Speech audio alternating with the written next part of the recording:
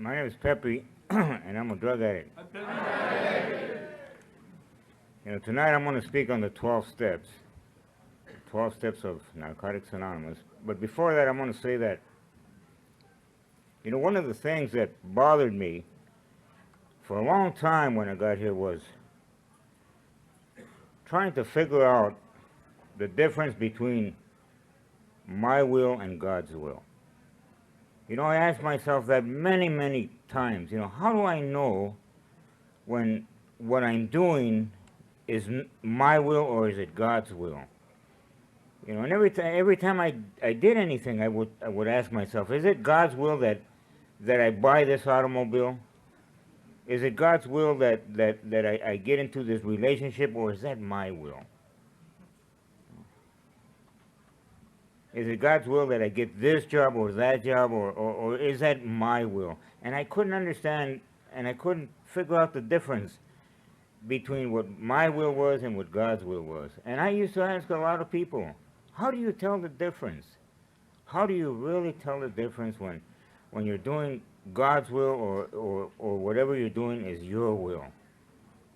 And for a long time, nobody could answer that question. Nobody can give me an answer that I could really accept. And I remember one time somebody told me, well, if it happens, it's God's will.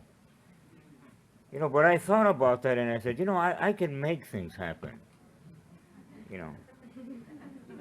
If I decide I want to go out and lay a newcomer, and it happens, would that be God's will? Or would that be my will? So I couldn't accept that. I really couldn't accept that. So like I said, for a long time, for many years, I used to ask myself that question over and over and over and over again. Eventually, the answer came to me. But before it came, there was a lot of things that I had to learn in order to understand what the answer was. And I realize now that the answer didn't come from this program. And I'll tell you why. See, because Narcotics Anonymous does not teach you the meaning of spirituality. That's up to the individual. In step 11, it talks about this program encourages you to get back to your church if you ever belong to one, or get involved with the church, or get involved with some kind of spiritual teaching. Anything that would help you get some kind of understanding of God. Because this program does not teach you that. It leaves it up to the individual. So I didn't get my answer here in this program. I got it after becoming involved with many, many different spiritual curriculums. And when the answer came, I knew it was the answer because it coincided with everything that I had been involved with. They all agreed on the same thing. See, and today, I believe that God's will for me is that I have peace of mind. That's it. That I have peace of mind, whether I have $1 million or whether I'm broke. Whether I'm in a beautiful relationship or whether I'm having trouble with my relationship.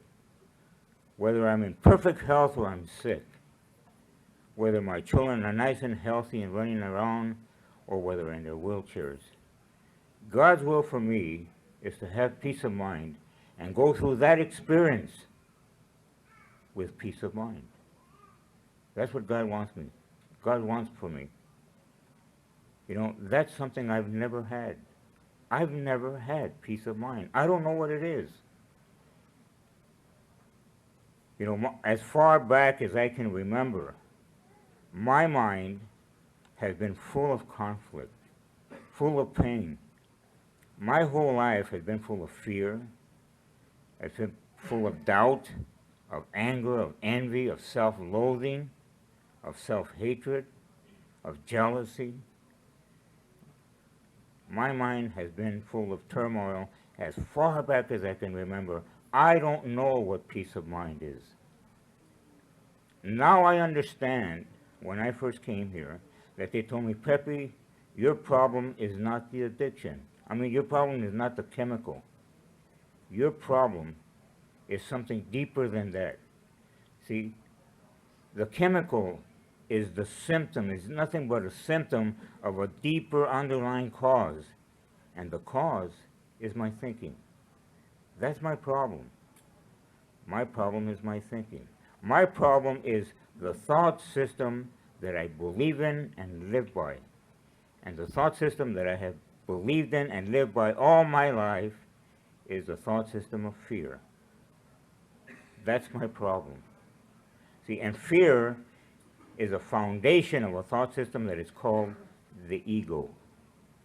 Today I don't have a drug problem. I have an ego problem. And in fact, that has been my problem as far back as I can remember. And not only is it my problem, but it is a problem of the world.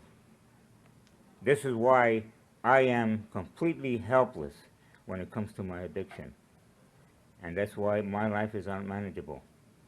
You know, I look back, you know, after I begin to realize that and really understand it, then the steps of this program really begin to make sense to me. Really begin to take a deeper, deeper meaning. You know, the first step says that we are powerless over our addiction and that life is unmanageable. Let me paraphrase that. And I'll paraphrase it this way. I am powerless over my ego, and because of that, my life is unmanageable.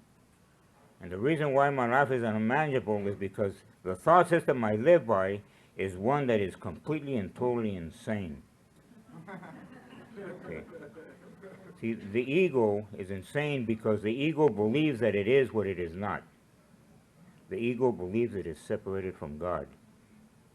That's why it's insane. And believing that it is separated from God, even though it is not, it suffers the effects of that belief.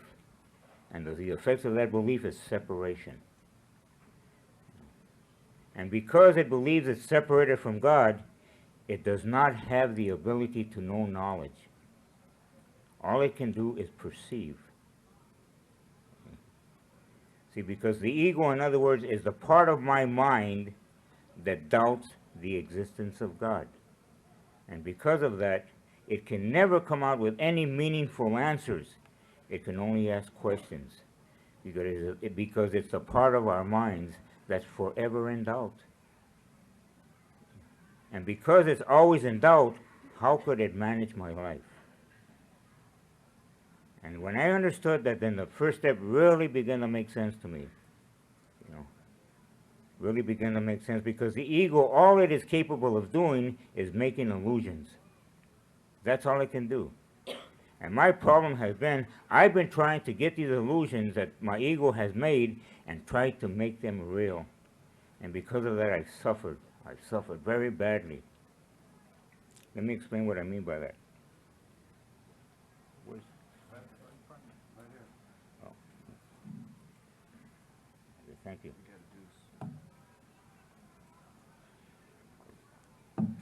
See, when I came here, I knew I was a drug addict. There was no doubt in my mind that I was a drug addict.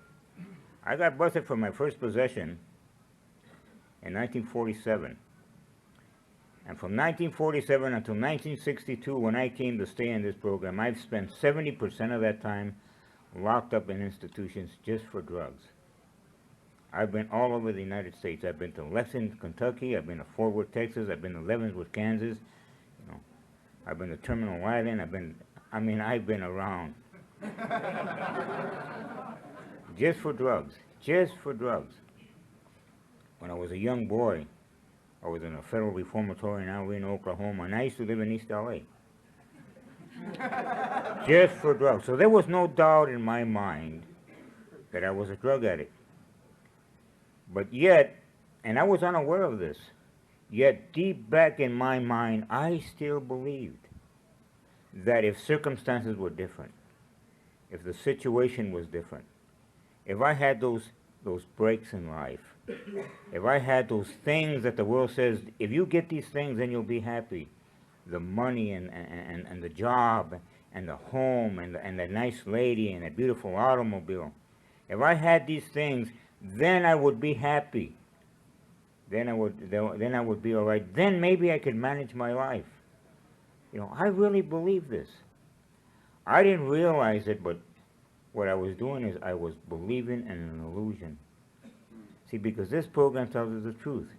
If you be an addict, you are powerless over your addiction and your life is unmanageable. I heard the truth every time I came to a meeting. And I had been clean and sober for 6 months when I got out of the joint in 1961, and then I went back out to use. You know. And when I finally got back, I ended up in a place in Santa Monica called Synanon. I went there to kick because I couldn't stop by myself. I had something going physically that I just couldn't stop alone. I needed some help. You know, and you know what? I'm grateful to Chuck Diedrich and those people at Synanon, Jack Hurst and the people that were there. Because during the little time I was there, they took care of me. They treated me with love and respect.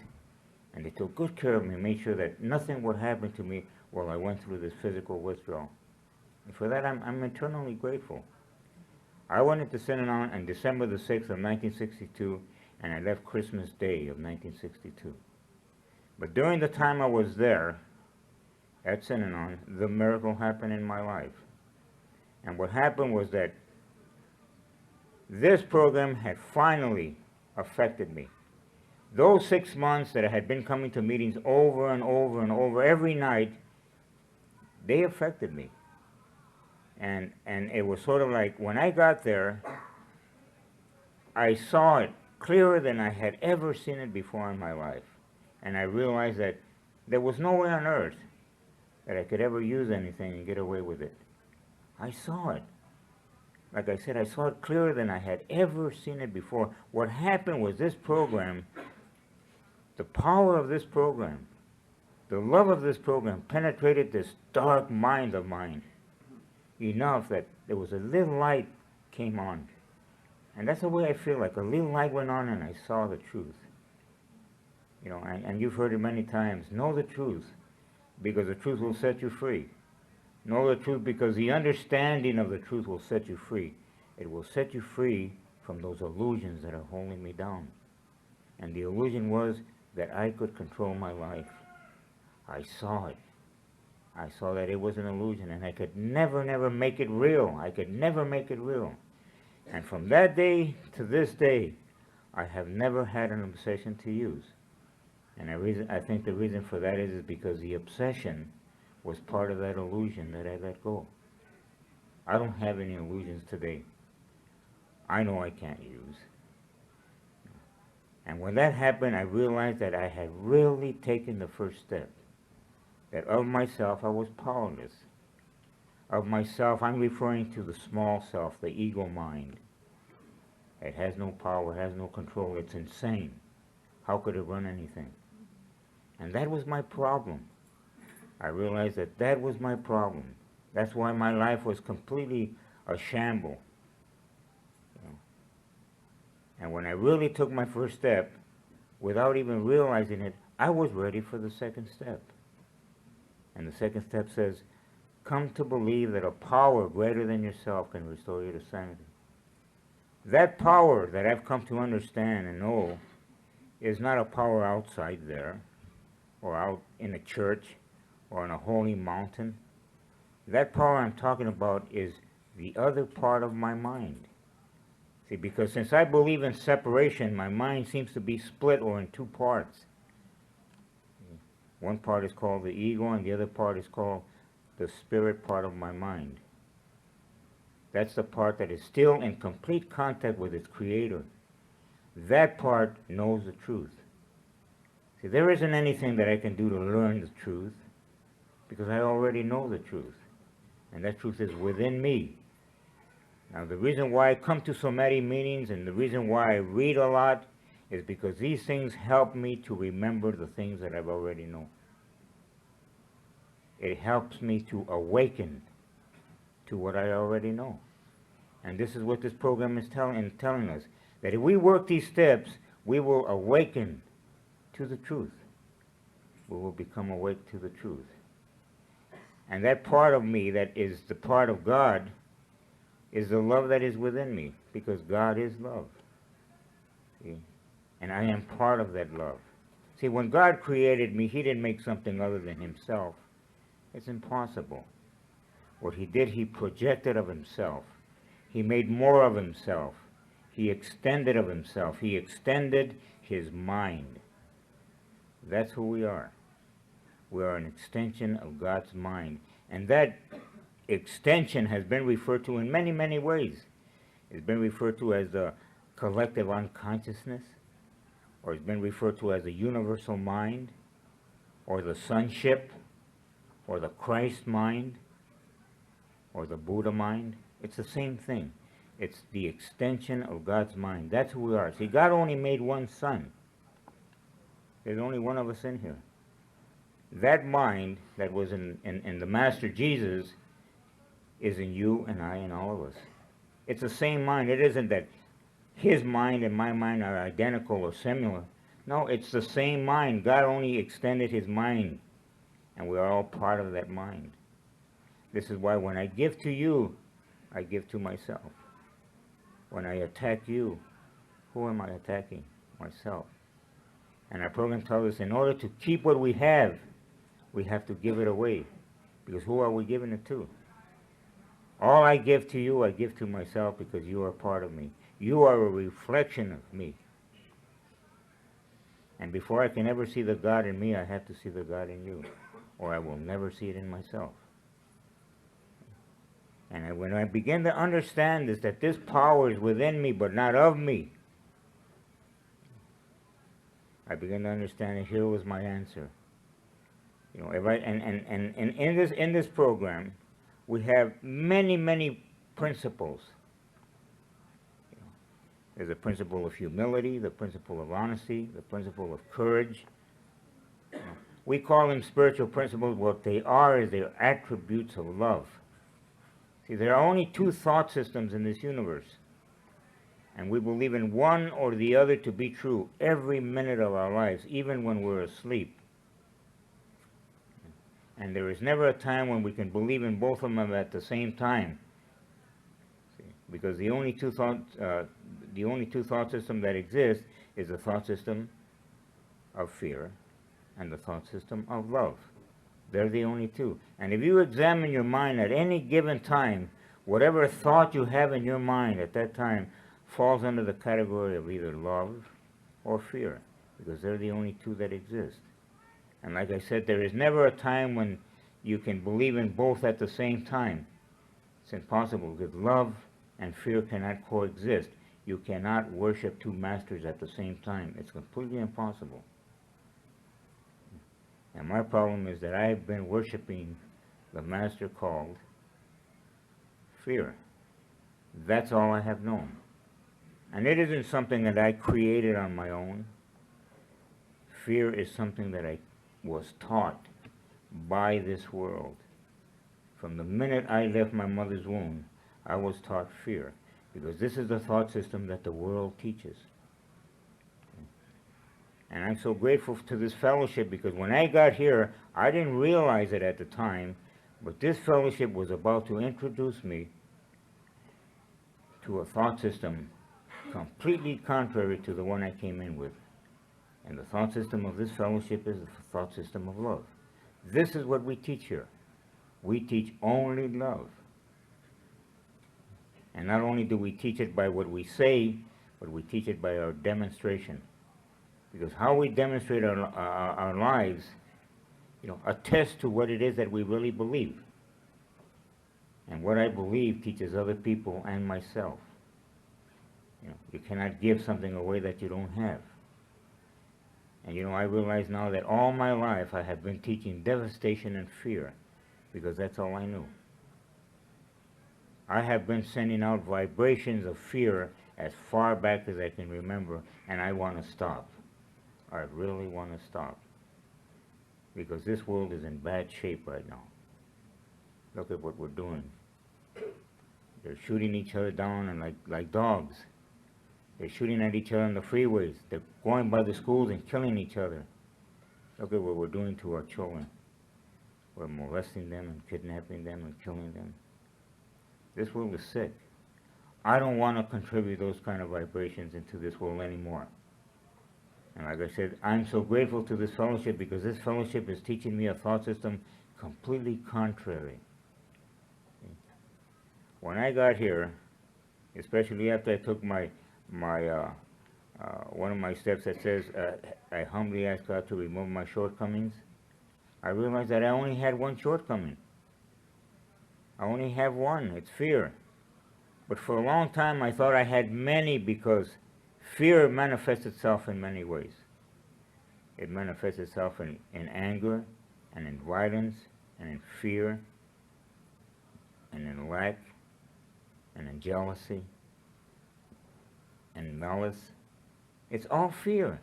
It's all fear. So that's why I thought I had many, but it's not. I only have one, because there are only two thought systems. And these are the things that I have been vibrating, this is what I've been teaching the world, because this is all I have to teach.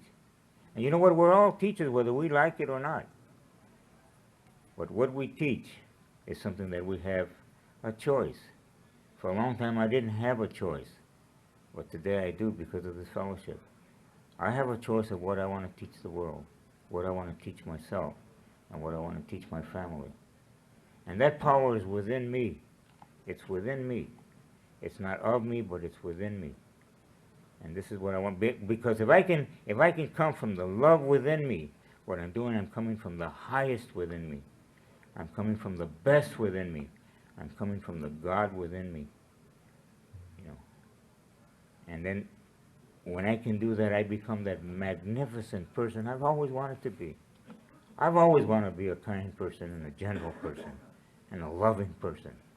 You know, I've been to a lot of places in my life, a lot of insane places, and I have never met a man or a woman yet in my life that all they wanted was to love somebody and to be loved.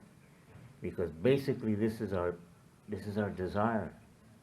You know, we still remember how it was in an ancient time back somewhere. We still have the memory within us, how it was when we were at one with God. And we want to go back home. We want to go home. We know we don't belong here. We know this isn't our home. We want to go back home. And whatever we're doing, what we're really doing is, there's only two calls in this universe. One is, I love you, and the other is, will you please love me? Whatever you're doing, you're either asking for love or you're giving love. And this is what this program is teaching us.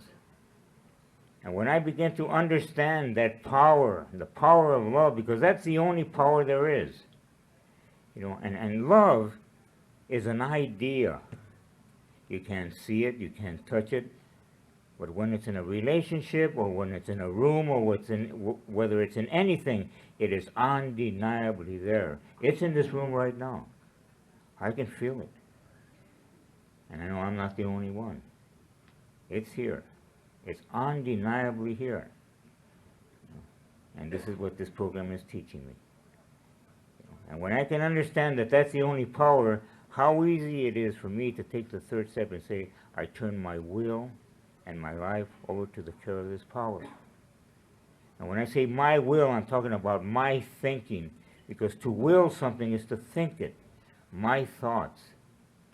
And my thoughts are my thoughts of my ego. I can't control that. I give that to God.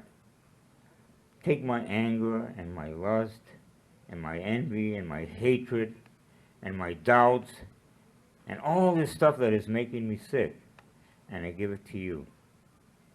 Let you change it. Let you make that correction. Let you perform that miracle. See, and this is why this program is a program of miracles. See, a miracle is nothing less than a correction. That's what a miracle is. It's a correction.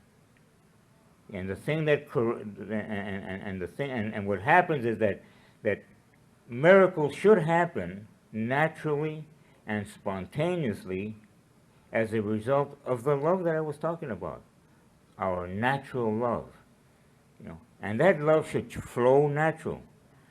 And the love I'm talking about is the love that flows from one heart to another heart to another heart to another heart to another heart. Remember, there's only one of us in here. And whenever miracles don't happen is because that love has been interrupted. And the thing that interrupts that love is our anger and our malice and our hatred and all our ego shit. That interrupts the love, the natural flow of love. And when I understood that, I realized that that was my enemy. That's my problem. My ego is my problem.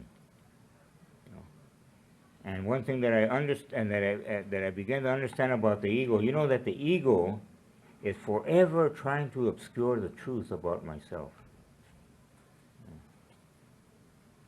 And this is why for such a long time, I used to have trouble accepting a compliment. See, because deep down inside, I didn't like myself. I didn't realize that until I took my fourth step. You know, in order to build a beautiful and holy relationship with anybody, whether it's your mother or your father or your wife or your sister or your brother or your husband or your lover, whoever, in order to build a holy relationship, and by holiness I mean a full relationship, a beautiful relationship, one of communication and one of understanding and one of fairness, it takes a lot of work. It takes a lot of work on both parts. You know? Well, the same thing is true with the relationship that we have with ourselves. I didn't realize it until I got here that I hated myself. I didn't realize how much I hated myself until I got here. In fact, I hated myself so much that there at the end, I almost killed myself. You know, I have been trying to run away from Pepe all my life. I have been trying to do something that is completely impossible. I have been trying to separate myself from myself. No wonder I've been neurotic. See, because as Freud defines neurosis, it is separation of self. And I've been trying to do this all my life because I hated myself. And when I got into my fourth step, I began to understand and see all these things that I hated about myself. You know, for a long time, I didn't want you to get close to me. For a long time, I used to believe that if you saw who I really am, you wouldn't want to have anything to do with me. So what I did all my life is I built a mask, and I built a wall, and I will only let you in so far. And I wouldn't let you in any closer than that, because if you got past that wall, you would see who Pepe really was. And when you saw that, you would turn and run with horror. That's the opinion I had of myself. It was such a bad opinion. And I never realized it until I got here that my self-image determines my experiences in life. Not only that, but my self-perception also determines who I invite into my life. You know, if I believe I'm an asshole, I'm going to invite people into my life who are going to treat me like an asshole.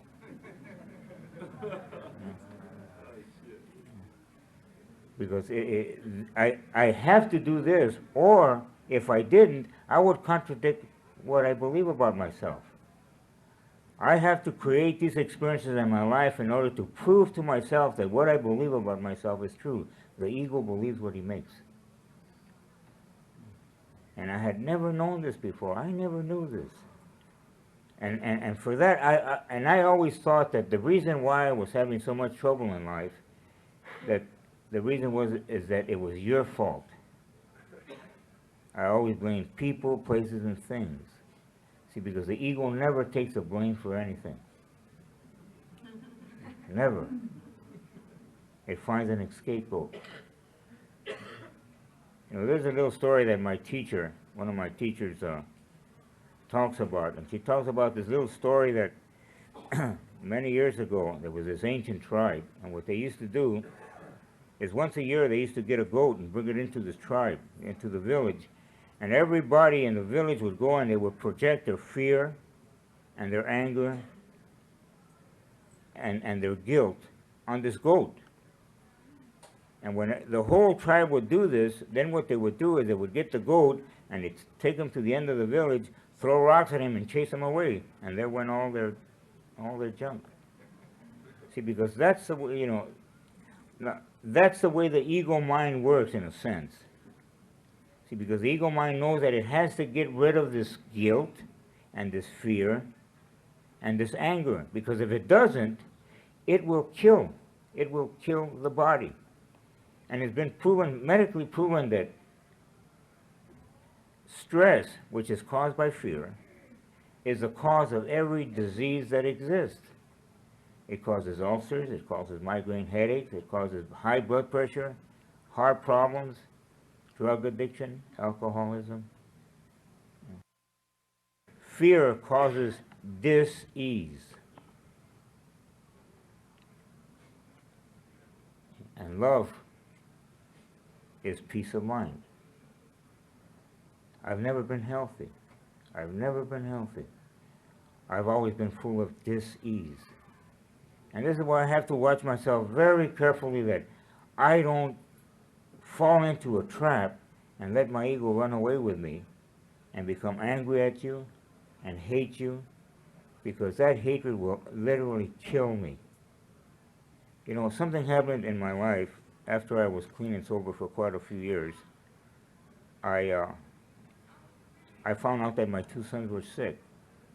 I have two sons with muscular dystrophy. And I didn't know what it was in the beginning, and later on I realized that muscular dystrophy is one of the biggest killers of children, especially the kind they have. They have Duchenne muscular dystrophy.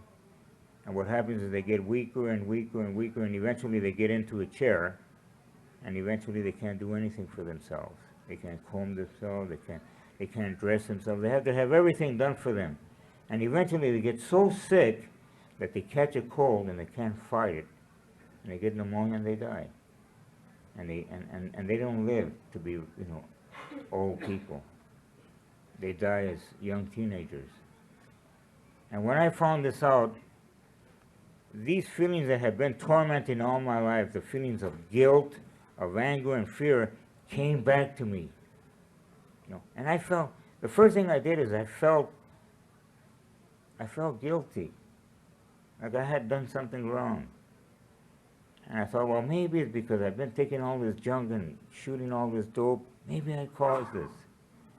And later on, I started to become angry. And I became angry at everybody, and I became angry at God and angry at myself. But like that story where they project all the junk on the goat, I started to do this with my family. I started projecting all my guilt and my anger and my punishment on them. And it got so bad that I couldn't stay with my family. They finally got sick and tired of me and told me to leave. I was driving them crazy. So what I did is I moved out of the house and I lived by myself for a year and a half. And during that time, I escaped and worked. I used to go from one job and work 8 hours, and then I used to go to another job and work 8 hours, and then I go home and I crash. I didn't want to think. I didn't want to think. And I did this day after day after day after day. I never missed a day of work. I never took a vacation. I never took any time off. I just worked and worked and worked. And there at the end, I wasn't going to meetings anymore, and I wasn't talking to anybody. And when I meet people on the program, they say, Pepe, how you been? I haven't seen you. How you doing? I tell them, I'm fine. I'm fine. How's the family? Oh, we're fine. We're fine. I wouldn't cop out to anything. Because if they saw that Pepe was dying inside, Pepe was hurting, Pepe was scared to death. I was a man out here, but inside I was just a scared little child, frightened to death, dying inside, crying inside all the time. If they saw this, they would think I was weak, and they would thought I was a punk. And I never copped out to nothing. I would not let you in. And later on, I began to realize, no wonder I've never been able to form any kind of intimate relationships with anybody. I was never close to my father and my mother. I was never close to my family. And even later on, when I started living with women, I was never close. You know, and I didn't love anybody because I didn't know how to love. I didn't even love myself. How could I love somebody else? And I could never get intimate. I could never get close. I could never let you in. And because of that, I've been a very lonely man all my life. And there, at the end of that year and a half, living by myself and just hiding, you know, I was very seriously thinking about taking my life. And I came back to the program. But I remember, you know, I had always, all my life, I've been trying to talk to God and get close to God. This is something I've always had all my life. I've always had that desire to feel His presence. And I did one day. I did one day. And for a long time, I didn't know that I did because of the language I used. And what it was is one time, right after I found out about my children, I had a business at this time. And it was just before everything went to pieces and I lost everything because I couldn't take care of business. I remember going to the office and I got a bunch of estimates that I had to make that day, and I think I made one or two, and I couldn't concentrate.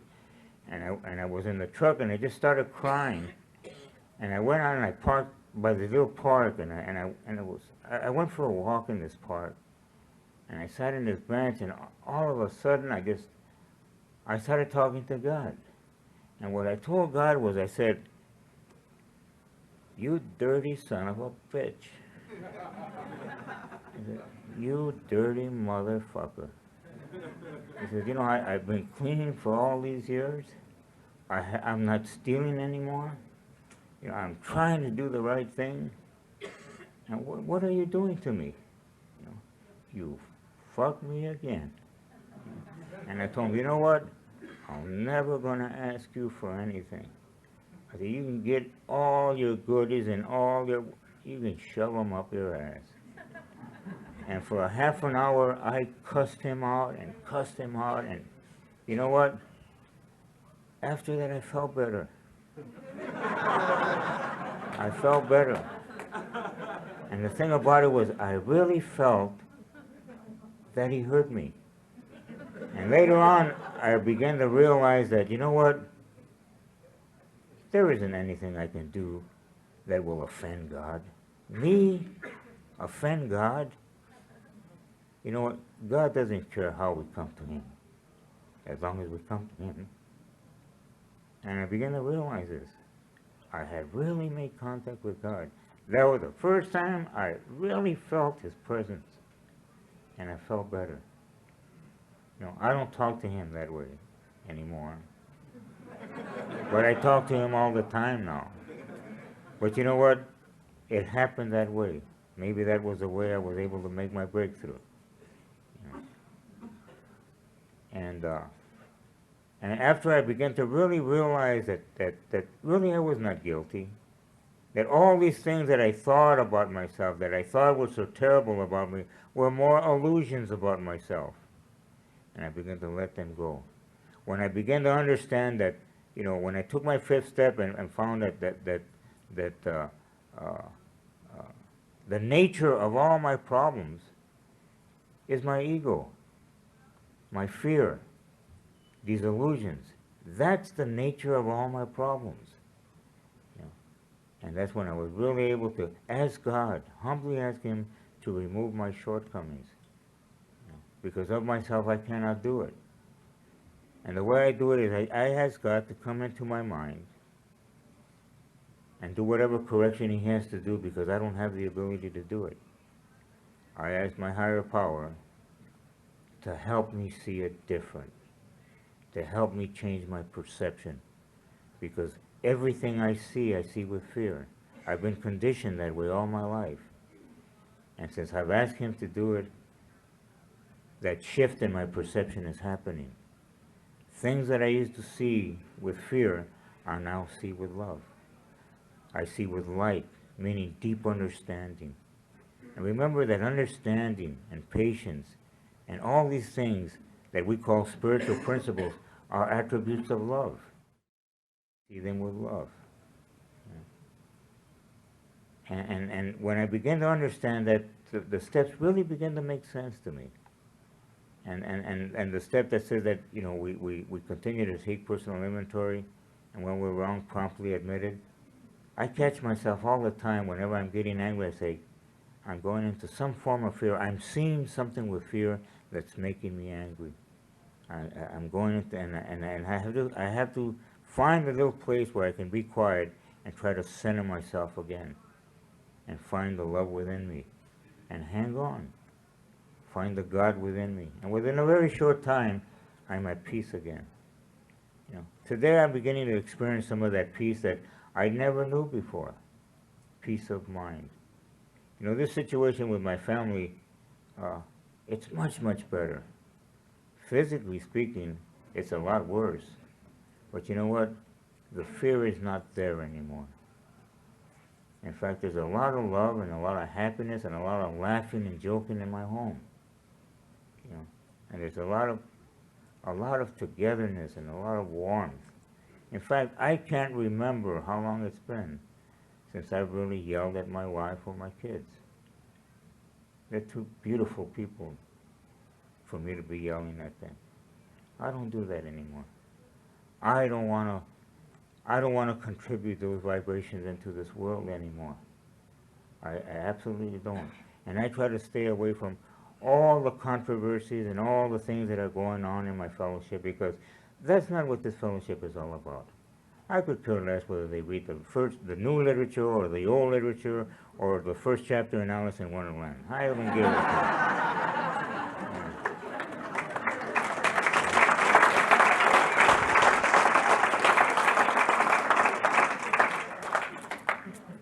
The primary purpose of this fellowship is to simply do this. For a moment, for an instant, forget about the controversy. For an instant. Forget about all the problems we have in our lives. Forget about our money problems, our relationship problems. Just for a moment, forget about that. And for a moment, focus your mind on the new man that's just coming in here, with his mind full of that fear and that conflict. And if you can really concentrate on what he needs for a moment, forget your selfishness, forget your wants and your needs, and for a moment concentrate on him, just for a moment. And if you can do that, then you will understand what this program is really, really all about. It's about love. That's all it is. Love is the only thing that's going to heal this disease. You know, it's not going to cure it, because there's no such thing as a cure. But we can become healed. You know, we can recover. Recovery is possible. But it's the love in this program that does that. And if I can turn my will and my life over to the care of God, and by God I mean his thought system, then it'll happen. And you know, step 12 talks about having had a spiritual awakening as a result of these things. Then I share it with the new man. The principle of that step is a principle of service. Service to God as I understand him, service to my fellow man, and service to myself. And in this program we have such an opportunity to share that love. And sometimes we have to share a little more than just our experience and our strength and our hope. Sometimes we have to share a little money, or we have to open our homes to these people and share our food. And if I have an extra shirt and he doesn't have one, I should give it to him. Because really I'm not giving him anything. What I'm doing is I'm sharing with him what is truthfully, rightfully his. See, God made this world and everything in it for all of us. And we should share it with each other, because when we share with each other, who are we really sharing it with? The more I give you, the more I have. The more I deny you, the less I have. And this is why I never say no when I'm asked to come and say a few words. I don't care where I have to go. If I can get there, I'll get there. Because every time I leave with more than when I got here. It's sort of like I take it out of my left-hand pocket, and I put it in my right hand pocket. It never leaves me. You know, there is a law called the law of affluence. And what that law says is that whenever you give, whatever it is that you're giving, if it's money, or whether it's clothing, or whether it's shelter, or whether it's companionship, or friendship, understanding, whatever it is, if we give it with love, and I'm talking about unconditional love, because if it isn't unconditional love, it's nothing. You're not giving anything. But when you give it, then that thing that you're giving becomes a shadow of that love. And like when you walk around, your shadow follows you, that thing that you're giving will always follow you. You will never be without. And I know that to be true because it's happened in my life over and over and over and over again. I have never been without. I have never had to sleep on the street. I've always had enough to wear. I've always had enough to eat. I've always had a little money in my pocket. I've never been without. And I have opened my homes and I have opened my heart. Because this is what I want. This is what I'm looking for. In fact, this is why I came tonight. I came here because I want you to love me, and I want to say that I love you. Because that's the only thing that's real. That's the only thing that matters in this world. And this is what this program is all about. This is what this 12 steps is all about. They're about teaching only love. That's what it is. And the more we teach, the more we learn. And this is what I want to teach, because this is what I want to learn. Because I cannot give you what I don't have. So with that, I'm going to say thank you very much. God bless all of you. And until we meet again.